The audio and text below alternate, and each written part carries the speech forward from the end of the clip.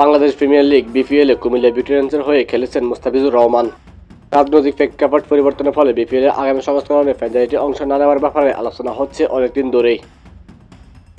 দলটির ধরে রাখা স্থানীয় খেলোয়াড়রা এবার অন্যান্য ফ্র্যাঞ্চাইজির সঙ্গে চুক্তি করতে শুরু করেছেন। কুমিল্লা থেকে এবার ঢাকা ফ্র্যাঞ্চাইজির সঙ্গে চুক্তিবদ্ধ হয়েছেন মুস্তাফিজ। এই বাঁহাতি পেসার ঢাকার হয়ে খেলবেন বিষয়টি তার পারিবারিক সূত্রেও নিশ্চিত হওয়া গেছে। বিপিএলে 70 ম্যাচে মুস্তাফিজের শিকার 92 উইকেট। টুর্নামেন্টের উইকেট শিকারের তালিকায় 5 নম্বর রয়েছেন কাটার মাস্টার। এর আগে ঢাকা ডায়মন্ডস, রাজশাহী, রংপুর ও কুমিল্লার হয়ে খেলেছেন তিনি। 3বারই খেলেছেন ফাইনালে, 2বার চ্যাম্পিয়ন এবং 1বার রানার্স আপ হয়েছেন তার দল। সর্বশেষ টুর্নামেন্টের ফাইনালের পশ্চিম বরিশালের কাছে হেরে যান মুস্তাফিজরা।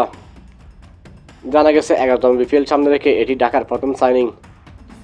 ফ্র্যাঞ্চাইজিটির মালিকানা কিনেছেন ডালিউড তারকা শাকিব খানের প্রসাধনী প্রতিষ্ঠান রিমার্ক হল্যান্ড। আগামী ডিসেম্বরের শেষ দিকে শুরু হয়ে 2025 সালে পুরো জানুয়ারিতে চলার কথা বিপিএল। এই মাসে হওয়ার কথা প্লেয়ার্স ড্রাফট।